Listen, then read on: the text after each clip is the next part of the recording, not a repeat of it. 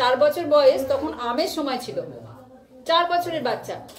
তো তার বাবা জগন্নাথের জন্য, জগন্নাথের যেহেতু আম প্রিয়, তো ভক্তিবিনোদ ঠাকুর অনেক আম এনেছে, আম এনে রাখছে। তখন ছোট বাচ্চা, 4 বছরের বয়স, তা আমটা খাচ্ছে বসে। ভক্তিবিনোদ ঠাকুর এসছে, আরে তুমি কি করছো, এটা আম খাচ্ছ, এটা তো জগন্নাথকে দেয়া হয়নি। জগন্নাথকে বাবা বোঝালো যে আমরা তো বৈষ্ণব, ভগবানকে না দিয়ে আমরা কোনো কিছু গ্রহণ করতে পারি না।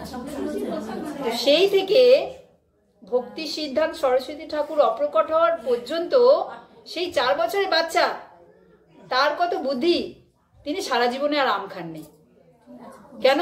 সেই অপরাধ হয়েছে, ও জানে যে অপরাধ হয়েছে, আমি অপরাধী, আমি জগন্নাথকে, আমি ভগবানকে ভোগ না দিয়ে আমি খেয়ে নিয়েছি, সেই অপরাধে তিনি সারা জীবনে আর আম খায়নি।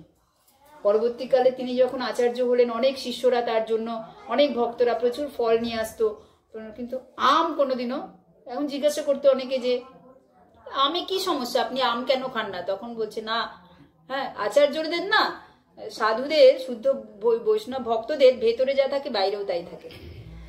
হ্যাঁ, ভেতরেও যা বাইরেও তাই, যে আমি খুব অপরাধী, আমি ভগবানের প্রতি খুব অপরাধ করে ফেলেছি, আমি মহা অপরাধী, আর অপরাধের দণ্ডস্বরূপ ভগবান আমাকে কিছু দেয়নি, আমি ভগবানকে নিবেদন না করেই আম খেয়ে ফেলেছিলাম।